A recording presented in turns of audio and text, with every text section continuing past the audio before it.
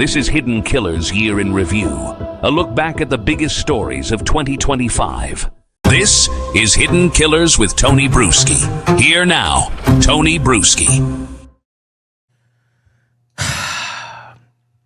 If you've been following the Delphi investigation, if you're new to the Delphi investigation, this whole story, you're going, what is going on here?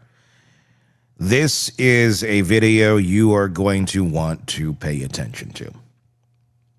This is a video where we're going to walk you down a path of an alternative suspect, although in reality it feels a lot more like Richard Allen should have been the alternative suspect, or not a suspect at all.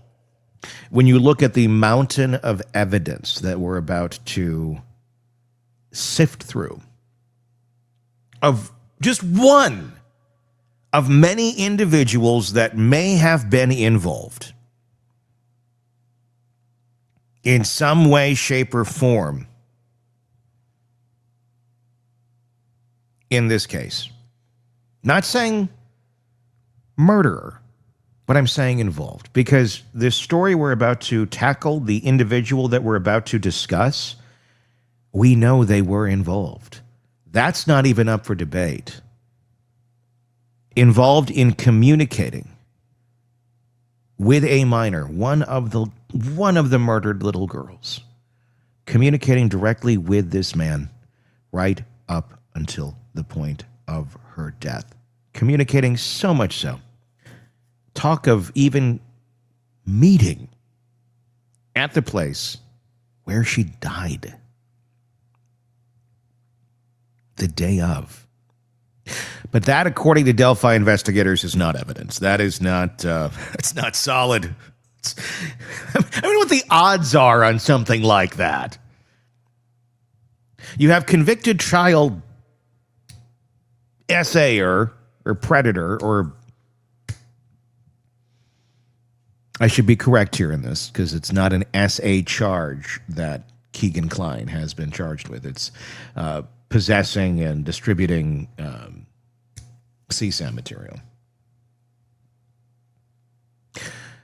Actively communicating with one of the girls up until the day she dies, talking about meeting up at the place where they die. And some of this person is not connected to the actual murders. What are the odds of those creepy ships passing in the night? There are moments in criminal investigations where the paperwork tells a story. Officials won't. You sift through enough affidavits, enough warrants, enough forensic timelines, and eventually the subtext starts screaming louder than the public statements ever did. And that's exactly what happens when you sit down with the probable cause affidavit that's tied to Kegan Anthony Kline, the man behind the Anthony Shots screen name account, the catfish persona that communicated with Liberty German in the hours before she and Abigail Williams were murdered on that bridge in Delphi. If you're not already watching us on YouTube, I want to hear your opinion, and YouTube is a place where you can air it in our comment section on the video. So if you're listening to us on Apple Podcasts, on whatever, Spotify, iHeart, awesome. Thank you. Please hit subscribe there, but also please do check out our YouTube channel. Just search Hidden Killers with Tony Bruschi. That's where you'll find it. And you can find this video, same title and everything, and weigh in. We do read all of the comments, and we try to respond to as many as we can. So you read the affidavit, and suddenly the quiet parts aren't so quiet anymore. Suddenly you see an outline. An outline of a digital predator operating in the same time, the same region, using the same tactics, and talking to the same girl whose phone captured the final moments of her life. It doesn't prove who killed Libby and Abby. Nothing here really does, but it shows exactly why, less than 2 weeks after the murders, the FBI and Indiana State Police stormed a little house in Peru, Indiana, because they believed the man behind that account knew something. Not because he fit a sketch, not because they found his DNA, but because his digital fingerprints were all over the last known communications of a murdered child. And the affidavit tells a story even if it never actually uses the word Delphi. When the Delphi murders happened, the world saw a grainy still frame of a man on a bridge and heard a 3-second recording of "Down the Hill." That was the face of the case. That was the anchor. And for a long time, that was the entire narrative. Catch the guy who walked behind the girls. As if that really means anything. On a busy trail, on a nice warm day, unseasonably warm day, this guy caught randomly somehow is magically the murderer. Keep telling everybody that's the guy and they'll believe it. We have no evidence to think that's the guy or say that's the guy. But if we just keep saying that's the guy, it makes us look like we got some guy because we currently don't have any guy. And we're screwing up these solid leads that we do have to a guy. But quietly in the background, there was another investigation happening, one that almost no one talked about. A digital lead that didn't come with a dramatic footage or iconic images. A lead that existed on Instagram and Snapchat, buried behind a handsome model's stolen photo and a username that sounded harmless. Anthony Shots. This affidavit is the roadmap to that hidden side of the investigation. It's not flashy, it's not sensational, but if you want to understand why police were inside the Kline home just 12 days after the murders, this is where your answers come from. It's a digital autopsy of a predator's devices, and it's the connective tissue between the catfish account and the Delphi girls. And there's a lot of questions here because when you realize that within 12 days they knew this guy was dealing in CSAM material. Why the F did it take 3 years to actually arrest him and charge him with anything? Not related to this crime. You're communicating with the girls. You have this material. You're good. Why are you running away from this suspect that has, like, he's glowing? There's a spotlight. Look, this is horrible looking. This is almost like slam dunkish type material. No, it's good. It's good. Why would you walk away from that? Does he know something else? Does he have information about you? About people closer to the case? Something people don't want to have come out? Well, multiple people involved in this case? That people have a vested interest in not having a light shown on because it happens to intermingle in the shady side of the world across the dark side of the tracks where Anthony Shots exists. And that would directly contradict the world where maybe people on the other side of the tracks, supposed good guys, live. Is there too much overlap here? Is somebody dipping their toe in the cesspool over there? Or diving in or swimming or hanging out in the cesspool hot tub on the weekends? And you don't want that coming out. I don't know. Pure speculation. But when you don't have answers as to how the hell this was all just... your mind starts to wonder. I'm not accusing anybody. I'm asking questions. Because the truth is this. The first major action police took in the Delphi case was not on the bridge. It was Kegan Kline's phone. On February 13th of 2017, 2 girls go missing on the hiking trail. February 14th, their bodies are found. February 25th, ISP and the FBI raid Kegan Kline's home. 12 days. 12 days from the murder scene to search warrant. You know how rare that is in a case without a suspect description, without a vehicle, without DNA back yet, without any identified adult men seen with the girls? It doesn't happen unless law enforcement has something incredibly specific. And they did! Inside the affidavit, the reason becomes clear. Police had traced the Anthony Shots account, the last online account to communicate with Liberty German, back to this house, back to this exact home, back to this exact IP address, back to this exact man, how would he not be charged and arrested? Yeah, good question. That was not a coincidence. It wasn't a hunch. It was a digital trail. Instagram, Snapchat, Comcast, IP logs, subpoenas, all arrows pointing to the Kline home.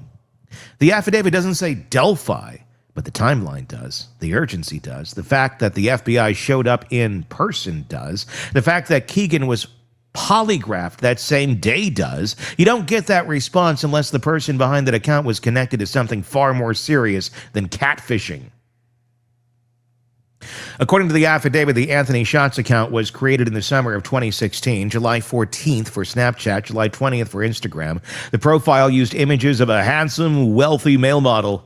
Stolen, of course, because Kegan Kline is a large, oafy-looking buffoon that looks like he probably eats, pretty much a walk-in cooler of McDonald's spoiled items on a daily basis while looking at CSAM material.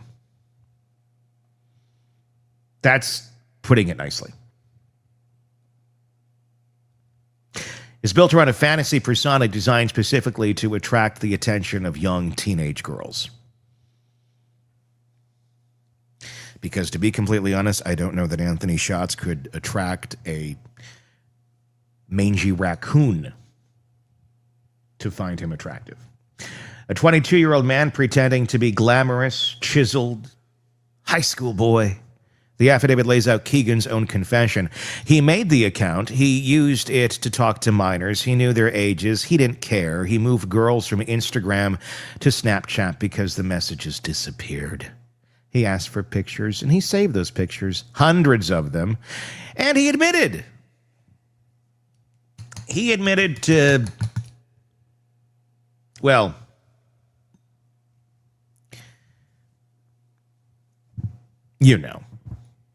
with them.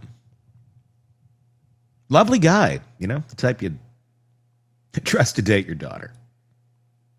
This was not occasional behavior. This wasn't impulsive. It was calculated, repeated, and deliberate. And this pattern, the exact digital grooming pattern, which is what matched the communication style of Anthony Shots, used with Liberty German. Find girl, compliment girl, escalate chat, move platforms, ask age, ignore answers, request photo, request location, request a meetup. The affidavit spells out this entire blueprint, step by step. This wasn't something or someone dabbling. This was someone hunting. And this is where the outline tightens. This is where the story inside the affidavit intersects with the story unfolding in Delphi, because everything the affidavit shows, the MO, the grooming, the escalation, the insistence on Snapchat, the request for location, the disregard for age, all of it lines up with what the public later learned was happening on Libby's phone. Investigators confirmed years later, Liberty German communicated with the Anthony Shots account shortly before her murder. And when you compare the affidavit to the Delphi timeline, the parallels are stunning. Libby was talking to a boy who wasn't a boy, talking to a persona that Kegan admits he created, engaging in a conversation designed to move her to Snapchat, engaging in a conversation where the other party attempts to meet her. Nothing in the affidavit says Kegan met Libby. Nothing says he harmed her. Nothing puts him on the bridge, but the digital fingerprints are undeniable. The account she spoke with was his. And that is why police were in his living room 12 days after the murders. When police executed the warrant, they didn't just take one phone.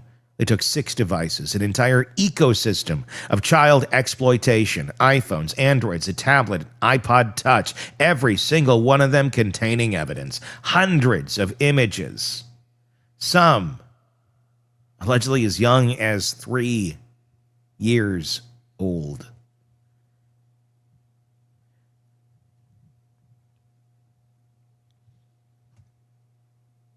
Yeah. If you're in prison right now with this piece of shit and you got nothing to lose, I'm not saying, I'm just saying,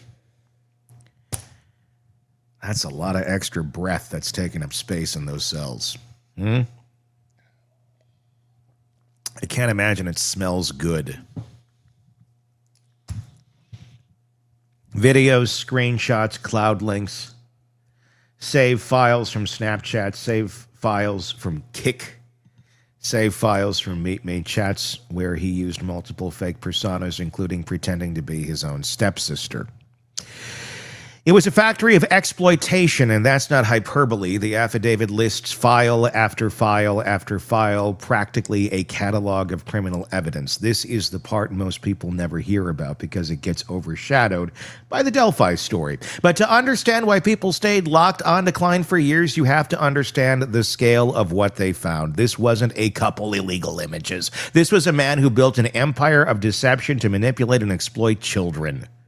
And that's exactly the type of digital predator who would try to get a girl alone at a park or a trail, which is precisely what Anthony Schott's account attempted to do with Libby. Shocker, eh?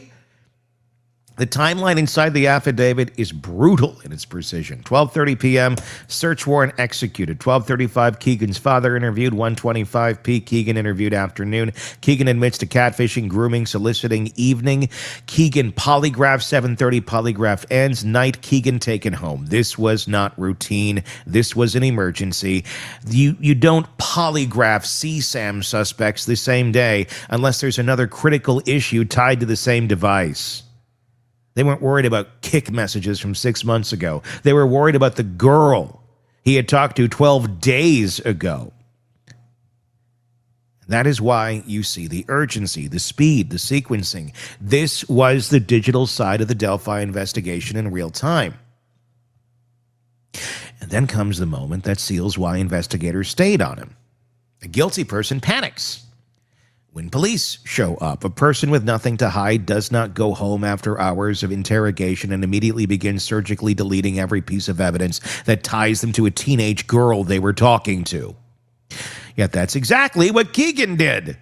According to the affidavit at 9:19 p.m., Snapchat deleted, 10:14, Instagram deleted, next day Meet Me deleted, then reinstalled, then deleted again, then browser history wiped, the entire data caches cleared.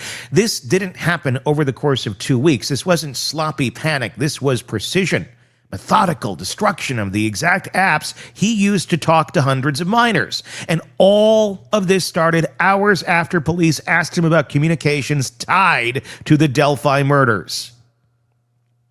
This is not proof that he harmed Libby or Abby, but it is undeniable proof that he feared the evidence on that phone. When someone destroys evidence this aggressively and this quickly, it is because that evidence is relevant to something far bigger than what they admitted to. The affidavit reveals something else, something that always gets overshadowed, but should definitely not be ignored. This is a big piece of this story. Kegan had a go bag packed to leave Indiana. He had plans to flee while his father slept. He had a second bag packed for Las Vegas. And according to his own statements, he had already traveled there shortly after the murders and returned home the day police stormed his house. That trip has never been fully explained. He said he wanted to get away. He said he was scared. He said he was effed. And should have left. Why would you be any of those things if you have absolutely nothing to do with this crime? And maybe that's all it was, panic. But panic about what? The affidavit makes it very clear what he knew he'd done, grooming minors, soliciting images, but he'd been doing that for years. That behavior alone wouldn't trigger this level of panic. Yet suddenly, weeks after the murders, he's ready to leave the state in the middle of the night? Again, not proof of involvement, but proof of fear. Fear of what investigators would find, fear of what they were looking for, fear that his online communications were tied to a crime bigger than the ones he was admitting to. After analyzing the evidence, the affidavit shows a man whose digital behavior perfectly matches what investigators later said happened to Libby. He groomed. He lied about his identity. He pushed teens to Snapchat. He collected images of them, unclothed like trophies. He asked girls to meet him. He asked where they were, who they were with. He targeted Indiana minors repeatedly. He geolocated content from towns all over the region. Everything he did online fits the same patterns the Anthony Schatz persona used with Liberty German. And while nothing in the affidavit ties him to the physical crime scene, the digital overlap is significant enough that police acted on it immediately and reacted on it again years later. Here's the part that makes no sense. And I touched on it a little bit earlier. But this really matters. Because this is a weird deviation of behavior. Okay, you're on him. The investigators are on him. This looks promising. This looks like it might be something. Here's the part that makes no sense. Unless the Delphi case was involved. After all of this, the confession, the forensics, the images, the admissions, the deleted apps, police walked away and did nothing for 3 full years. You mean he wasn't arrested immediately on these other charges of having this material and at least held or charged with that? Nope. Let's spell this out a little bit. In February of 2017, police had a full confession, hundreds of CSAM images, videos, screenshots, chats, forensic logs, IP addresses, Kegan's own statements, multiple devices loaded with evidence, location-based images, contact with victims, his destruction of evidence, his attempted flight. This is the kind of case prosecutors sit on? This is the kind of case investigators ignore? Huh? No, this is not that. This is not the type of case a prosecutor should sit on. This is not the kind of case investigators ignore. This is not the kind of case that waits. But it did. It did. CSAM charges typically get filed fast, very fast, because children are involved, because distribution is involved, because possession is involved, because these cases are slam dunks, and yet, nothing. No charges until 2020. I would love to hear the reasoning why. I would love to understand and learn why there were no charges against the guy that you got dead to rights on CSAM charges, waits 3 years. I know no one has ever asked you that. I don't know, maybe too much Botox to someone's head that they couldn't think, this might be a viable question.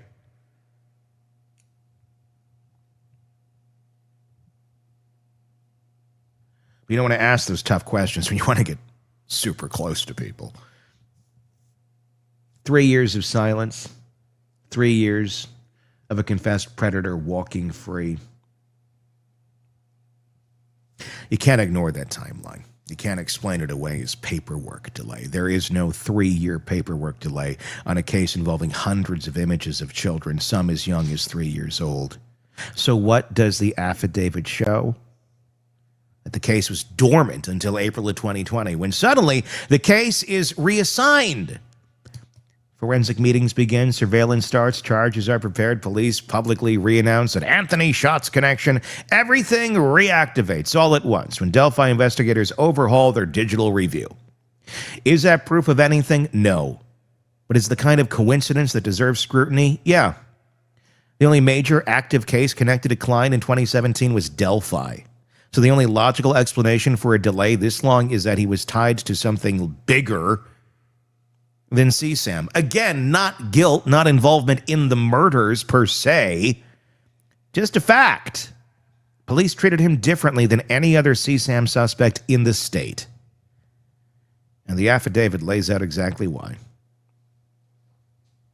By the time you reach the end of the document, one truth becomes obvious. This affidavit is not about a random child exploitation case. This is the digital backbone of the Delphi investigation. It doesn't accuse Kegan of murder. It doesn't place him at the crime scene. It doesn't say he met the girls, but it does say he was the catfish.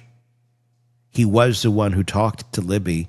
He was contacted because of the murders. He destroyed evidence afterwards. He fled the state. He groomed minors aggressively. He created the persona that lured Libby. He was searched specifically because of the Delphi timeline. His arrest was delayed under circumstances that make sense only if investigators were holding him open as part of a much larger case. And none of that came from rumor, speculation, or conspiracy. It came straight from the affidavit. So what in the holy hell is going on here? When people ask, how is Kegan Kline connected to the Delphi girls, the affidavit is the answer. Not because it proves guilt, not because it proves involvement, but it shows in stunning detail he was the man behind the digital mask. He was the one talking to Libby. He was the reason the FBI kicked down his door. He was the one deleting evidence the moment police dropped him off. And he was the predator operating in their social media orbit at the exact moment they were murdered. And oh yeah, the local Delphi investigators fired the FBI from the case. You didn't know they could do that? They can do that. Although, depending on the investigator you talk to, one says so-and-so fired it, the other's like, I have no idea.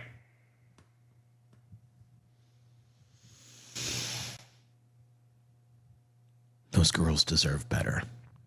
Those families deserve better. Those families that the investigators convinced, we got our guy. It's the CVS worker who has really no documented history, but it couldn't possibly be these monsters that we've already knocked down their doors of.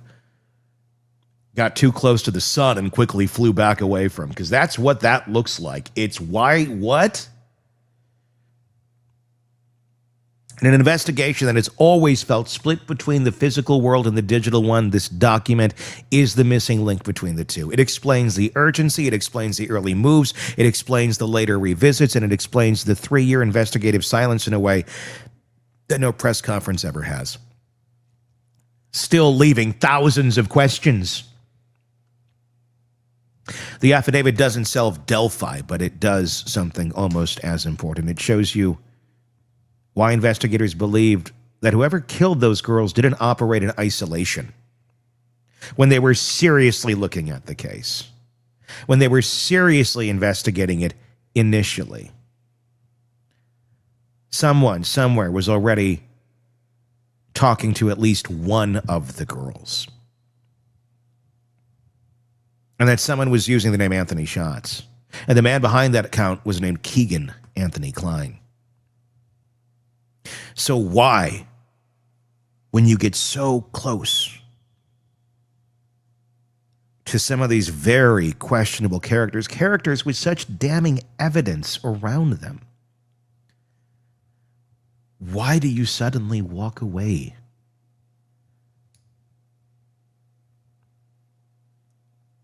Especially if it shows involvement of multiple people. Pure speculation. But I'm going to guess one of those multiple people within this orbit of Kegan Kline and several others is someone you won't expect. Someone who has a much more vested interest in not having their identity known, of being involved with this sort of activity. Who that is, why that is, I do not know the answer to. When you get the good guys crossing the tracks over to the bad guys, and you look, this is human nature.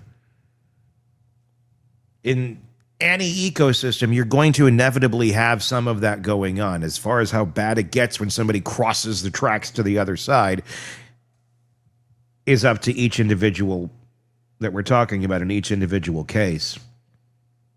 But people do that sort of thing, and they don't want to get caught. And if they have power, money, influence, and they see, this is This could accidentally shine a light over here on me, and I might not have anything to do with, per se, these girls, or maybe you do. I'm not talking about Kegan. But you see that path that you thought no one was traveling on except you and your creepy buddies. And suddenly there's a giant spotlight there, and hundreds of people with microphones going, why are you following this path? You turn around pretty quick. Why did they turn around pretty quick? That is the question. Give me your thoughts in the comment section on YouTube. If you're not already there, search Hidden Killers with Tony Bruschi. You will find a lot on this case there. We've been following it for years, and we're going to keep following it until the truth in this case is revealed. Because the truth, the answer to this, it's still hiding. It's still in the darkness. And justice has not yet been delivered for Abby and Libby. If you're interested in that, please do press subscribe and weigh in with your thoughts. Until next time, my name is Tony Bruschi. We will talk again real. Want more on this case and others? Then press subscribe now and don't miss a moment of true crime coverage from Tony Bruschi and the Hidden Killers podcast. This is Hidden Killers with Tony Bruschi. Tell you what, every time you think you're getting somewhere in the Delphi murder case, you're finding more evidence and more rabbit holes to go down. You suddenly discover another 20 rabbit holes down that rabbit hole. There are so many things in this case that were not investigated properly. Investigations just stopped. They were turned the other way. They said, we got nothing more here, in spite of loads of evidence. One of the big pieces in this whole story involves a character by the name of Kegan Kline. And we're going to be focusing on him in this episode of the program. And I want to show you something one of you guys recently sent to me. One of our sleuths out there sent me this. And this is, I'm going to show you something from his Facebook page. Let me give you a quick background on Kegan Kline. And I'll go into great detail in a moment. But before you see this, he is the guy who was communicating online, the last known person to communicate with Libby German before the murders. How was he communicating with her? Not as a friend. No, as a child predator. Someone who was trying to allegedly lure her to go and meet up the day she was murdered. And where did he want to meet up, allegedly? The Monon High Bridge. Yeah. So there's that. But he's not, he's never been charged with anything in this crime. He's been charged with many other crimes involving child pornography, and he's serving 40 years in prison now for that. But he's a key player in all of this, denies being involved in any way, shape, or form, despite being the guy that's trying to lure her to the bridge the day she's murdered. Nothing to see here. And he's also the guy who on his Facebook page posted this. All right, okay, what is this? Is there anything to see here?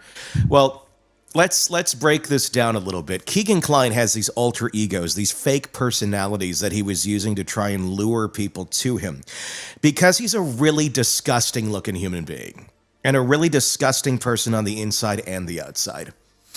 So he has to get behind these fake personas to have anybody have any interest in him whatsoever. So one of these is a music artist. He's claiming that he's in these bands and he's dropping these records and all this stuff, and it's all BS. It's just all completely made up. But on his Facebook page, he posts this. Now, what's significant about this? Well, he drops this on his Facebook page roughly a year after the murders, and you can see the date right up there.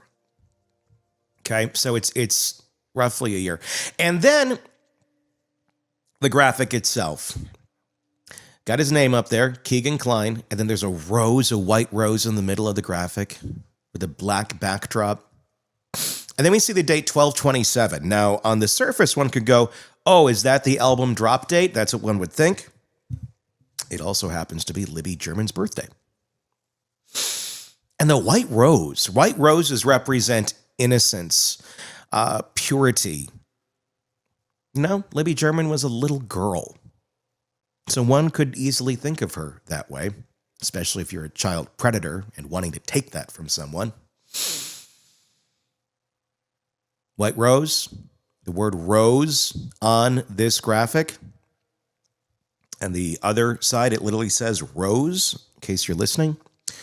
That's also Liberty's middle name. Liberty Rose German. So there's that. Suspicious, weird. Is it a tribute to this young girl who lost her life about a year before he posted this? Or is this some sort of sadistic look at me, haha, you won't figure me out type way of posting? Because he's kind of an idiot. It's kind of weird. It's kind of creepy. It's really weird and it's really creepy. And we're going to go into the whole story of Kegan Kline here in just a moment. I want to show you one other creepy thing that has been sent to me recently. And you may have seen this before. I may just be playing catch up and have missed some of these things because I don't really go into the Reddits and all of that. This is an image I'm going to show you here. And I want to contextualize it as well. You know, they were saying, the authorities in Delphi were saying, oh, you know, we put those composite sketches out there, but obviously Richard Allen doesn't look like any of them. So who could it be? Well, we could never figure out. We could never figure out who those sketches looked like. Really? Because a lot of other people did. What you see on the screen here, if you're watching us on YouTube and if you're listening to us, please go check out our YouTube channel, Hidden Killers with Tony Bruschi, and you can see the video version of all of these, is the half and half composite sketches of what witnesses or who witnesses say they saw out there that day. And it's faces divided. You have one half the composite sketch, the other half an actual photo of some individuals who were alleged to have been seen out there that day. On opposite ends is Kegan Kline. That's Kegan there. That's Kegan there. The middle, Anthony Kline, his dad. Again, none of them have been charged with anything in this case. But, you know, if you're looking for somebody that looks like the composite sketches that other hikers said, hey, here's who I saw, you might have a few folks right there because none of them look like Richard Allen. So there's that. Let's get into our story. The last person, the very last person known to have contact with Liberty German before her murder was not Richard Allen. It was Kegan Kline. That fact alone should have made Kline the prime focus of the Delphi murders investigation. It should have led to immediate scrutiny, a deep dive into his digital history, and a race to uncover whether his communication with Liberty was more than just another online interaction. But instead, law enforcement sat on that information, let it collect a little dust, finally age, for 3 years, while they chased dead-end leads and ignored the most damning piece of evidence that they had from the very start, a direct link between Kegan Kline and one of the victims. Liberty German wasn't just a random teenager scrolling through social media. She was being groomed. She'd been targeted by a predator hiding behind a fake online persona, a predator who was actively manipulating multiple underage girls at the time, including her. And on February 13th, 2017, the day she and Abby Williams disappeared, that predator's profile was Anthony Schatz, and it was still active. It turns out it was Kegan Kline. Yeah, the name Anthony Schatz. The Anthony part makes me wonder a little because his dad's name is Anthony. And there have been some transcripts out there that show some interesting accusations that Kegan has made that maybe other people were using that profile as well. Let's be absolutely clear, though. Kegan Kline was not just some guy who happened to know Liberty. He was the last confirmed person to be in contact with her before she was murdered. That alone should have made a massive red flag go up on the part of investigators. That also should have put a spotlight on him immediately, but the police didn't act. Not in 2017, not in 2018, not even 2019.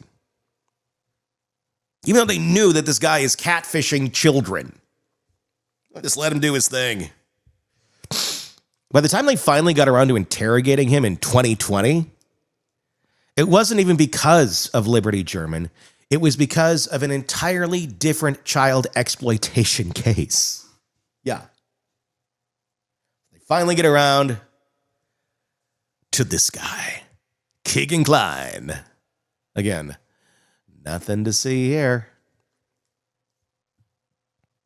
So here's a question that has never been answered. Why did law enforcement ignore the strongest lead they ever had? And that's just one of the many strong leads. There's Ron Logan, too. Bridge guy. But we're not getting into that one on this video. There's too much to unpack about Kegan Kline here. If you want to see the Ron Logan ones, we got them on our channel. Check it out. And while we're at this moment, I want to ask you to press subscribe wherever you're listening to this, or if you're on YouTube, hit the button, hit the bell, hit whatever you need to hit on whatever platform it is so you don't miss any of our coverage on this case, because we will continue to dive through this and wade through this until actual justice is served, because God knows it's not the guy that got locked up. There's no way around it. This wasn't just a mistake. This was a failure to investigate logic. A known predator, already under scrutiny for his involvement in online exploitation, had direct access to one of the victims just before she was murdered, and yet he was treated as an afterthought. Meanwhile, Richard Allen, a man who had no digital connection to the victims at all, was charged and convicted.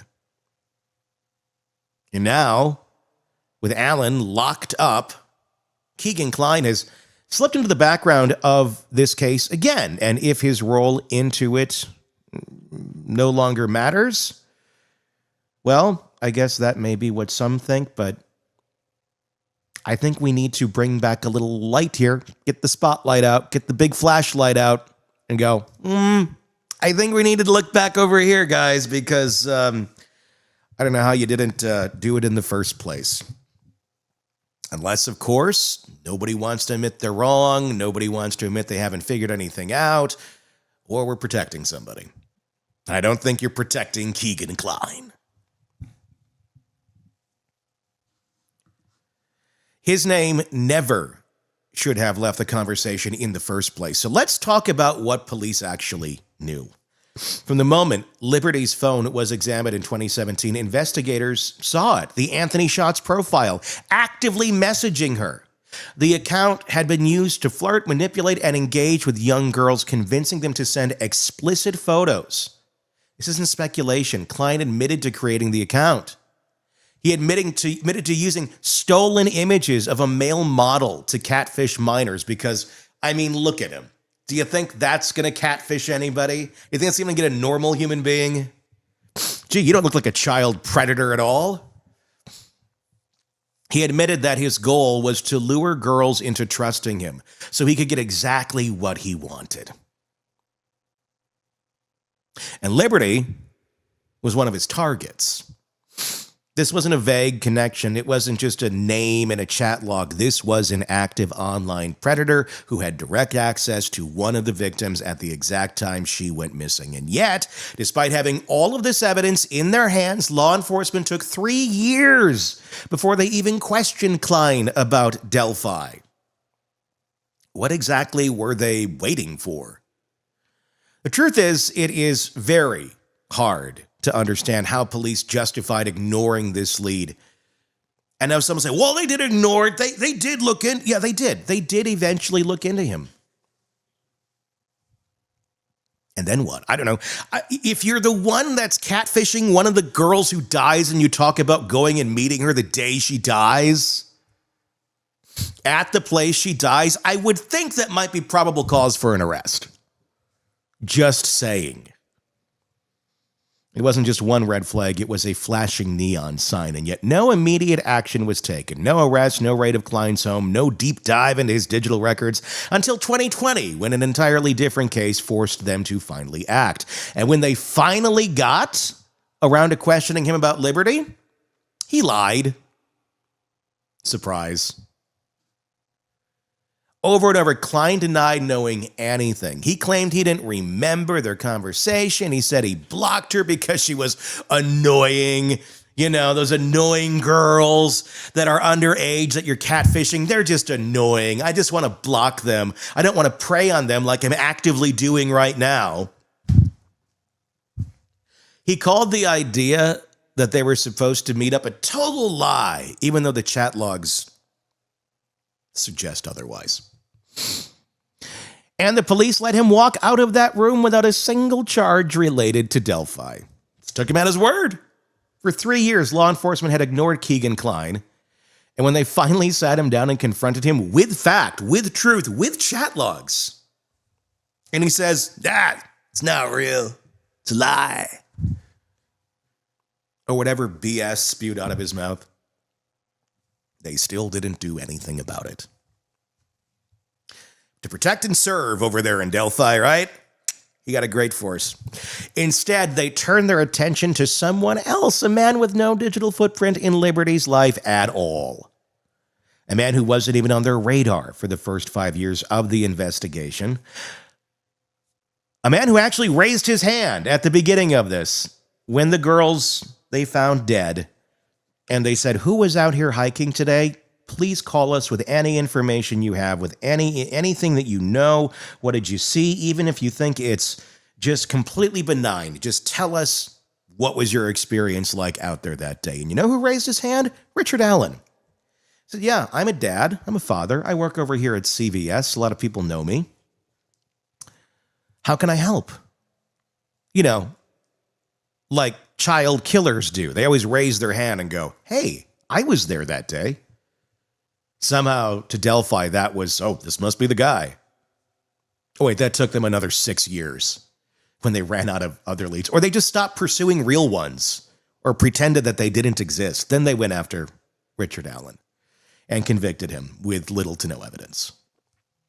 A man whose only physical connection to the crime scene was a single bullet.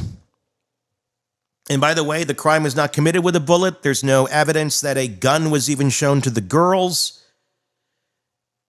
There's nothing involving a gun in this case. But they found a single bullet on the trampled crime scene that they let all these people go through. All these people trampling through, officers, volunteers, many people with guns. So after 40 to 60 or more people wander through this crime scene, somebody finds a bullet on the ground, an unspent bullet. Who might that belong to? I don't know, any of the 40, 50, 60 or more people who've been trampling through this scene the last 4 days? Maybe we should check all them. Oh, no. 6 years later, we're going to go see if Rick Allen has a gun that maybe would fit this bullet. A very common bullet, by the way, that almost anyone would have if they're a regular gun owner. And they go, look, this bullet fits your gun. Can't really prove it. We got this guy who says it might look like it kind of has a marking, even though it's unspent. And the science of this is pretty much bunk. It must be his, because we found that single bullet there, and he has a gun that it could go into. That means it's him. Now, keep in mind, this is a gun-loving community, and I'm not saying there's anything wrong with that. All I'm saying is if you're going to connect this guy and say this is your guy because of a single bullet, I think you probably would be lining up nearly half of your town if we're going to match bullets here. Or just, again, going back to all the people who trampled through the scene that have guns, where there likely could have been a bullet dropped. Because a CVS guy who went out for a walk didn't have his gun with him. Rick Allen was just out for a walk, and then he raises his hand and said, "How can I help?" But that bullet must be his, so that automatically means he must have killed these girls. Yes, this is their logic, and if you think I'm making that up, dig into this case. This is why we are still talking about it, because they convicted him, and he's in prison now for the next 130 years. Again, he's a dad, he was a pharmacy tech, he was a husband, no criminal history, nothing, nada. No weird search history, no patterns of behavior that would indicate maybe there's some sort of interest in kids or killing or whatever. Nothing. Just a bullet on the ground that fit a gun he owned. So better be careful if you ever drop a bullet anywhere, because any crimes nearby, near Delphi, you're going to get pinned for it. Or you won't. So here we are years later, still left with the same unanswered questions. Why was Kegan Kline allowed to slip through the cracks? Because until we have an answer to that, this case is not solved. And it never will be. Kegan Kline wasn't just another suspect in the Delphi murders investigation. He was the only person with a verifiable digital connection to Liberty German before she was killed. He wasn't some mystery figure who vanished into the ether after the crime. He was right there, behind a fake online persona, actively grooming underage girls and talking to Liberty up until the day she disappeared, and denying it under the profile Anthony Shots. Wasn't some throwaway account either. It was a carefully constructed trap designed to lure young, vulnerable girls in.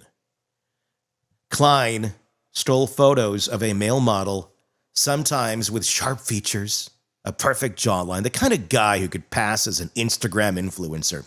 He built a fake identity around it, an online persona meant to gain trust, build connections, and exploit children.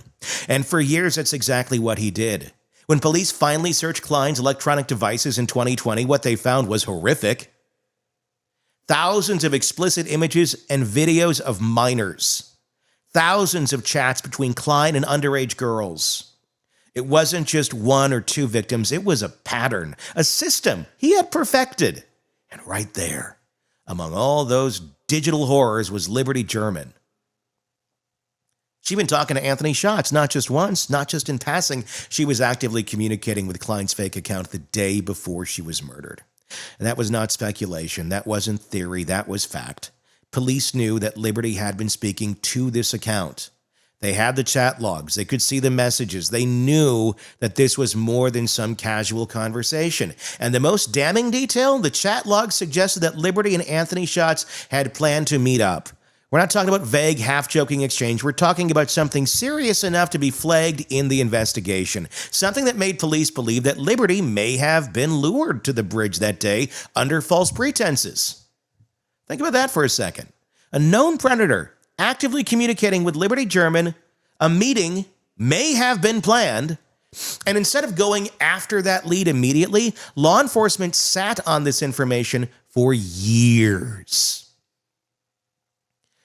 It was there, or if there was ever a moment where the Delphi investigation completely fell apart, this was it. Because digital records don't lie. There was no reason to hesitate, no reason for police to question whether this was relevant. The second they saw Liberty German's name in the chat logs, the second they saw messages between her and Anthony Shots leading up to the day she vanished, Kegan Kline should have been the number one priority. But he wasn't. Instead of treating this as a massive lead, as it was, police buried it. They never made a public statement about it in 2017. They never put out warnings about the Anthony Shots profile to see if other victims might come forward. They never once told the public that they were actively investigating a known child predator who had been talking to Liberty the day before she was murdered. For 3 years, nothing happened. Kline remained free. His Anthony Shots account was never linked to the case publicly. The investigation dragged on, cycling through suspects, chasing tips that led nowhere. Unless, of course, you're talking about Ron Logan, but again, that's for another story. While the one person actually connected to Liberty was left untouched, and all the while Kline kept up his act. He kept using Anthony shots to groom more girls. He continued to build trust with underage victims under the same fake persona, pretending to be someone he wasn't.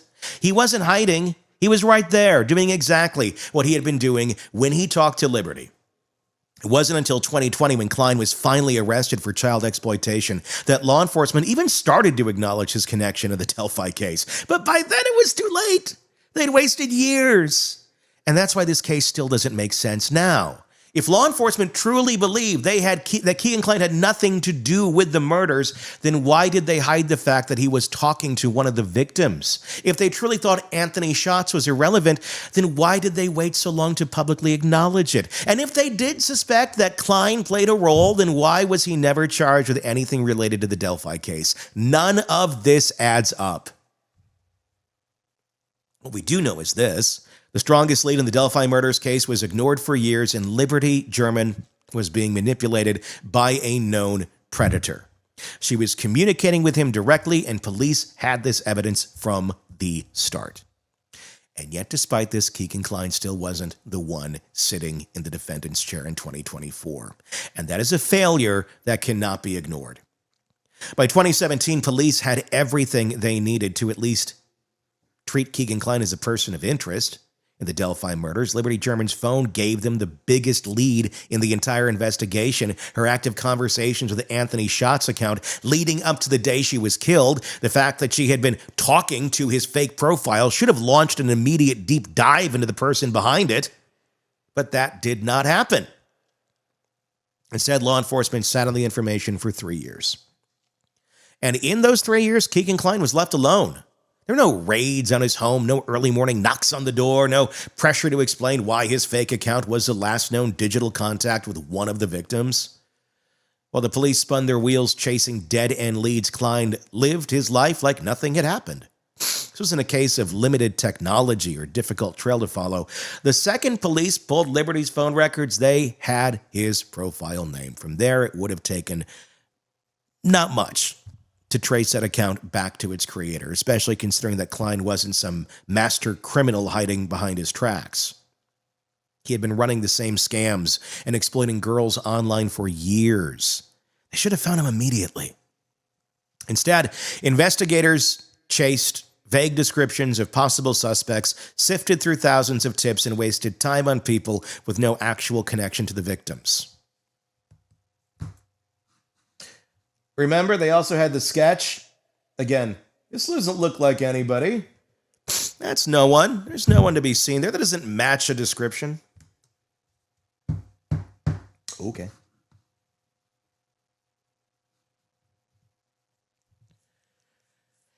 Meanwhile, Kline continued using Anthony Shots to target more girls, manipulate them, and collect explicit images, all while law enforcement ignored the most crucial digital trail sitting directly in front of them. He had 3 more years to talk to more victims, free to keep running the same schemes that he had used on Liberty German, free because police had failed to act on the most obvious suspect they had. When they finally did show up at his door in August of 2020, it wasn't because they had finally put 2 and 2 together about the Delphi murders. It was because something else entirely. The FBI wasn't raiding Kline's home because they had uncovered new evidence linking him to Liberty's disappearance. They were there because of a separate child exploitation case. Authorities had been tracking a massive network of online predators, and Kline's name just happened to surface as one of the worst offenders. Surprise! When they executed the warrant, what they found was beyond disturbing. Kline's devices contained over 100,000 images and videos of child pornography, one of the largest collections ever uncovered in the state up to that time. His chat showed those years of grooming, manipulation, and coercion. He had dozens, if not hundreds, of victims, and yet somehow, even with that mountain of evidence, law enforcement still hadn't prioritized his connection in Delphi. It was only after his arrest that someone finally decided to ask some questions. Hey, this guy, he was talking to Liberty German right before she was killed. Should we look at that? 3 years. 3 years of evidence sitting untouched. 3 years. And what else did he do in those 3 years that we don't even know about, I guess, is another big question. When they finally did bring him to questioning about Delphi, he just denied everything. Despite his denials being in direct contradiction of the physical evidence they had in front of them, he claimed he didn't remember his conversations with Liberty, conveniently. Said he blocked her because she was annoying. No connection. And because police had wasted so much time, they had no way to prove otherwise. By August of 2020, whatever physical evidence might have connected Kline to the crime scene was long gone. Any electronic evidence that could have tied him to the murders had either been wiped or was now buried under years of new digital activity. The trail was kind of cold, despite it being a burning inferno right after that little cold snap there. You just got to get through it. And that was law enforcement's fault. They had the lead, they had the name, they had the evidence, and they did nothing with it. Remember, I got to say here, Kline's never been charged with anything related to the Delphi murders, so, innocent in the eyes of the law. Kegan Kline was simply arrested for child exploitation, simply, and possession of child pornography. And just like that, the biggest mistake of the investigation was complete. Kline should have been the focus from the very beginning. Instead, he was left untouched for 3 years. By the time police finally got around to questioning him, it was too late to fix their mistake.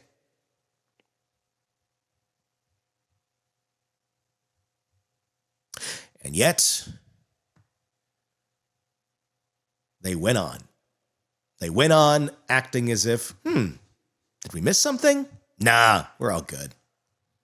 They put the evidence in front of him, showed him the digital records, proving that his fake profile was still in use, still messaging, still engaging with underage girls, possibly even Liberty right before she vanished. And Kline had no explanation for this. He didn't even try to offer one. Instead, he just denied everything. Said he didn't remember the chats. He blamed someone else for using his phone. He called the idea that he was supposed to meet up with Liberty a total lie, despite police having chat logs suggesting otherwise. It was a masterclass in dodging accountability, and somehow the police just let him do it. At no point during the interrogation did Kline offer a single believable reason for why his account was still active on the day of Liberty's disappearance. He had no way to explain why he had continued using Anthony shots, even after he claimed to have blocked her. He had no answer for why chat records suggested a potential meetup. And yet, instead of pressing him harder, instead of calling out his inconsistencies, instead of treating him like the prime suspect he should have been, police backed off. They had him cornered with digital evidence, and they let him control the conversation. They should have dug deeper, demanded real answers, pushed him until he cracked. Instead, they let him wiggle his little way through. I don't know how he'd really get out of anything physically, but, Crisco. At the end of the interrogation, Kline walked out of that room without a single charge related to the Delphi murders. Again, 3 years of sitting on the biggest lead in the case. They finally confront him. They let him walk away. And in doing so, they gave Kegan Kline exactly what he wanted. By September of 2022, Kegan Kline had been sitting in an Indiana jail cell for over 2 years, convicted of child exploitation and awaiting sentencing. The Delphi murders investigation, now 5 years old, had seemingly moved past him. The public focus had shifted, and yet law enforcement wasn't done with him just yet. That month, without warning, investigators descended on the Wabash River near Kline's home in Peru, Indiana. Anyway, this wasn't just a casual search. This was a massive operation. Boats, divers, excavation teams, lots of people combing through the riverbed in what was clearly a hunt for something important. And yet no one ever explained what that something was. For 2 weeks, the search continued. Authorities spent countless hours scouring the river, sifting through debris, dredging up whatever they could find. News helicopters hovered overhead. The public speculated. And then, just as quickly as it started, it was over. And nothing was ever said about it again. What were they looking for? That's a question that still has no answer, because if Kegan Kline had never been considered a serious suspect in the Delphi murders, if law enforcement truly believed he had nothing to do with it, then why, after all this time, were they suddenly searching near his home for what appeared to be crucial evidence? The timing alone raises even more questions. For years, investigators had ignored Kline's connection to Liberty German. They let him slide through the fingers of investigators. And yet in 2022, they were suddenly digging through a riverbed for something he might have hidden? It just doesn't seem to add up. If the search was unrelated to Delphi, then why didn't law enforcement make that clear? Why didn't they tell the public what they were looking for? At least by now. They had never been shy about releasing updates in the case before, but now when it came to searching an area connected to Kegan Kline, they were silent. If the search was connected to Delphi, then that's an even bigger problem, because if investigators were, in fact, searching for a weapon, a phone, or another piece of physical evidence related to the murders, then it means they had serious doubts about the person they were about to arrest. Keep in mind, if somebody threw a phone, a weapon, a knife, a box cutter in that river, well, if you know anything about the Midwest, you get some weather every year. And we're talking many summers and winters having gone through probably quite a bit of flooding on and off in that very river. You're probably not going to find anything out there that many years later. Good try, though. Maybe you should have thought of that when you looked at her phone and found this guy on it. And then you could trace that back to him being in your town and maybe look at the riverbed right away. I don't know. That's just me. I'm not an investigator. I just talk about this stuff. I think most people would probably run to that conclusion. It's even like below Nancy Drew level. 1 month later, in October of 2022, Richard Allen was charged with the Delphi murders. Because they didn't find that box cutter 5-6 years after the murders took place. Surprise, we got to get somebody here. Otherwise, we're going to look like a bunch of buffoons. Yeah, you kind of are. And just like that, the search of the Wabash River was never mentioned again. Whatever they were looking for, whatever they may or may not have found, it was seemingly wiped from the investigation the moment Allen walked into custody. Literally, walked into custody. Kline's name was pushed aside. His connection to Liberty was no longer considered relevant, and the police acted as if the search had never happened at all. Nothing to see here. If Kline was never a suspect, then what was this search about? And if he was a suspect, why was he allowed to fade into the background the moment police found someone else to charge? The fact that this search even happened proves one thing. Law enforcement was still unsure about the case, even 5 years later. And the fact that they buried it just as quickly proves something else. They didn't want the public to know just what the public, to know just how much they had second-guessed themselves. That's a bad look. Even though it's taken all these years and we've really kind of have a lot of suspects here that seem to be possibly involved, maybe even together. But again, nothing to see here. The Wabash River search should have led to more questions, more answers, and more investigations. Instead, it led to Richard Allen's arrest, and Kegan Kline was quietly erased from the story. By the time Richard Allen's trial began in October of 24, the narrative of the Delphi murders had been set in stone. The prosecution walked into the courtroom ready to close the case, painting Allen as the man responsible for the deaths of Abby Williams and Liberty German. They had their timeline, they had their evidence, they had a jury that had been primed to believe that they had the right guy. And yet there was one name missing from the prosecution's case. That name would be Kegan Kline, the man who had been directly communicating with Liberty German before her death. The man whose chat logs suggested a possible meeting with her. The man who had been running a massive online exploitation scheme preying on underage girls, including Liberty, through a fake persona. The jury didn't hear a word of that. Nada. It's like it never even happened. It has nothing to do with the case. Somehow Kline's name was never mentioned by the prosecution. Somehow. The state's entire argument revolved around Richard Allen, the man who had no known digital connection to Liberty or Abby, a man whose only physical tie to the crime scene was that single bullet, a man who, for 5 years, had been completely off the radar of this investigation. That single bullet, by the way, also, again, I got to stress, never truly connected him to the crime scene. Someone said, "This must belong to you." He says, "No, it doesn't." Prove it. And they really couldn't prove it. So just put yourself in that situation for a second. This must belong to you. No, that's not mine. Well, there's writing on this pad. Don't you write on pads? Oh, yes, I do write on notepads. Well, then it's yours. It must be yours. Case closed. That's essentially what happened. It makes sense in Delphi, I guess. Allen's defense team saw the problem here. They saw the gaps. They saw the ignored evidence. They saw how law enforcement had spent years chasing the wrong people while sitting on real digital proof that Liberty had been talking to a predator before she died. And they made a move that should have changed everything. They called Kegan Kline as a witness.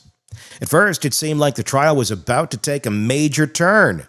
Kline, who had spent years evading real scrutiny in this case, was finally going to be able to finally going to be forced to speak under oath. Finally going to be confronted with his shifting stories, his digital footprint, and his role in Liberty's final hours. The court even ordered him to be transported from prison to testify. But then, as everything goes in Delphi, nothing happened.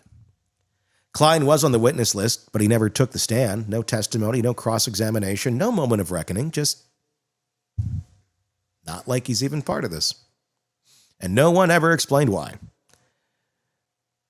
There's a few possibilities, none of them good. First, the judge may have placed restrictions on what Kline could say, and if the defense wanted to use him to question the integrity of the police investigation, but the court limited how much of that could be brought up, then calling him might have been pointless. And if you know anything about Judge Gall, she doesn't like any fingers pointed in a direction that she doesn't think that they should be going. Really impartial like that. The second, the prosecution may have cut a deal with Kline to keep him quiet. If there was any risk that he would say something that could shift suspicion back onto himself, or worse, reveal how badly law enforcement handled their investigation, they may have found a way to ensure he never spoke in front of a jury. Third, the defense may have realized Kline was too unpredictable to be useful. He'd already proven in multiple interrogations that he could dodge questions with ease, that he could twist the truth just enough to cast doubt without actually incriminating himself. And if the defense believed putting him on the stand would cause more confusion than clarity, then they may have decided it wasn't worth the risk. But no matter the reason, the outcome was the same. The jury never got to hear from the one man who was actively in contact with Liberty German before she was murdered. Instead, they were told to focus on Richard Allen. And when the verdict finally came down, it was Allen, not Kline, who was convicted of the Delphi murders. And just like that, Kline once again slipped out of the spotlight. Once again, he avoided the scrutiny he should have faced from the very beginning. And once again, law enforcement got to pretend that his role in the case didn't matter. But it does. Because no matter how many times they try to erase his name from the story, Kegan Kline remains the biggest unanswered question in the Delphi murders. Kegan Kline has never been charged in the Delphi murders, nor for conspiracy, not for accessory, not for obstruction, not for anything. Despite the mountain of digital evidence linking him to Liberty German, despite chat logs suggesting of a planned meeting, despite his own admission that he was behind the Anthony Shots profile, he has never once been officially accused of playing a role in the murders. Instead, Richard Allen, a man with no known digital connection to Liberty or Abby, was convicted and sent to prison for the crime for the rest of his life. And if that doesn't sit right with you, it shouldn't. Because when you compare the case built against both men, it's Kline, not Allen, who had the stronger circumstantial evidence against him. From the very beginning, law enforcement had concrete proof that Kline had been in contact with Liberty. He wasn't a vague suspect with no ties to victims. He wasn't a name pulled off of a police tip line. He was actively messaging one of the girls before she was murdered. There were no text messages, no social media conversations, no digital evidence at all linking Richard Allen to Liberty German. There were chat logs, metadata, and documented pattern of predatory behavior connecting Kegan Kline to Liberty German, though. Yet Allen was charged, Kline wasn't. So how does that happen? How does a case like this get built around a man who wasn't talking to the victims, while a man who was talking to the victims is left completely out of the equation? It's simple. Law enforcement needed an easy conviction. They needed to find a suspect that they could put in front of a jury, someone whose name wasn't tangled up in years of police failures and ignored evidence. Someone who wouldn't bring attention to the mistakes they made in the early years of the investigation. Kegan Kline, too complicated, and it makes us look really, really dumb. His involvement raised too many questions. His presence in the case would have forced police to explain why they ignored the chat logs for years. It would have forced them to admit that they had failed. One of the biggest leads in examining the biggest lead in the case in 2017 and did nothing with it. Instead, they built a case around Richard Allen. And the biggest sign that they knew their case was wrong, the Wabash River search. Because if law enforcement was so certain that Allen was their guy, why just weeks before his arrest were they still digging near Kegan Kline's home for possible murder evidence? If the case against Allen was airtight, why did they suddenly need to search a river 5 years after the fact looking for something they wouldn't even disclose to the public? The answer's obvious. They had doubts. They had many doubts. And instead of following those doubts, instead of stepping back and reconsidering the path they were on, what did they do? They charged Allen anyway, because that was the easier thing to do, because that gave them an answer, whether it was right or not. And because charging Kegan Kline would have meant admitting that they had let him kind of away with this for years. So here we are, one man convicted, one man forgotten, and a case that still doesn't feel solved. Richard Allen has been convicted, the case, at least in the eyes of law enforcement. But is it really? Because as it stands right now, as it stands at this moment, Kegan Kline is still sitting in prison, not for the Delphi murders, not for anything related to Liberty German, but for child exploitation charges completely unrelated to this case. And if the prison food doesn't kill him first, he will get out. And that should bother everyone. Kegan Kline wasn't some random figure in this investigation. He wasn't the man police discovered years later through new forensic evidence. He was there from the very beginning. His fake persona luring in underage girls, his digital footprint showing direct communication with Liberty. His name should have never left the list of prime suspects. But instead of treating him like the obvious lead he was, police chose to ignore, delay, and ultimately push him out of the picture altogether. He still denies any involvement to this day.